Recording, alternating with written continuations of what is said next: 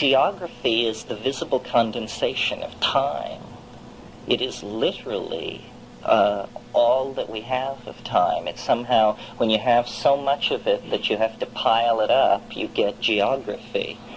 And time is very much what the psychedelic experience is about. It's about the time of your life, the time of the species, but also the time of the stones. And when I delineated us as being caught between geography and language, that's what I wanted to say. Geography is the most condensed and titanic form of time, and language is the most etherealized and present form of time. And the trick is to realize that in the way that James Joyce must have realized it, because he understood, that speech makes mountains, which is essentially what I'm saying.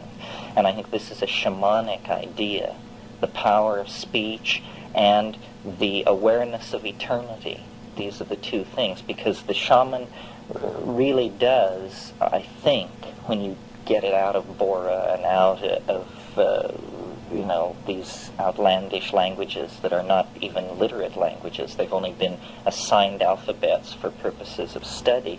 When you get these concepts out of those languages and into some kind of Platonic or Aristotelian or Hegelian or Heideggerian vocabulary, which we can understand, then you see that that's what it's about. It's about standing in eternity. And this is what gives them their superhuman status. Probably most of you are familiar with Merceliad's book, Shamanism, the Archaic Techniques of Ecstasy. Well, this is the book to read, not because everything it says is true, and in fact I'll delineate my differences with it, but because it represents a compendious phenomenological approach where, without judging, the world is surveyed in an ordered fashion, and the case is actually put in perspective so that we can for the first time see that these diverse magico-religious practices and practitioners that exist all over the world at a certain cultural level and have a certain congruence of belief are actually part of a worldwide proto-historical religious system that is in fact probably the foundation of all religions, because once you understand the shamanic complex, it's very easy then to see how later religions like Hinduism, Jainism,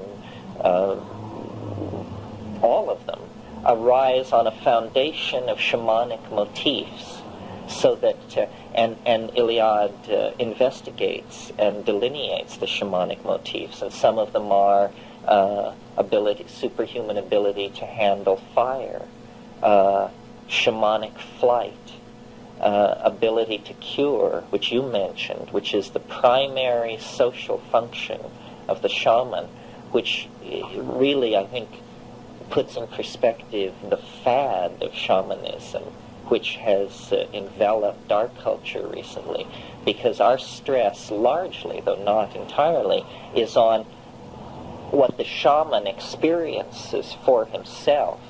But in these societies where shamanism is indigenous, it is for the curing. It's almost as though the vision is the private payoff for being able to cure, and this is the function that the shaman is fulfilling. These superhuman abilities, like ability to handle hot metal, ability to find lost objects, ability to foretell weather, ability to cure diseases, are very challenging to Western anthropology, and they always have been, because we can't quite come to grips with it, and there have been various ideas about it. The most promising ones, I think, leaning on the idea that the linguistic context somehow sets you up for how you perceive reality. But in what exactly this linguistic context consists, we haven't really been able to discover.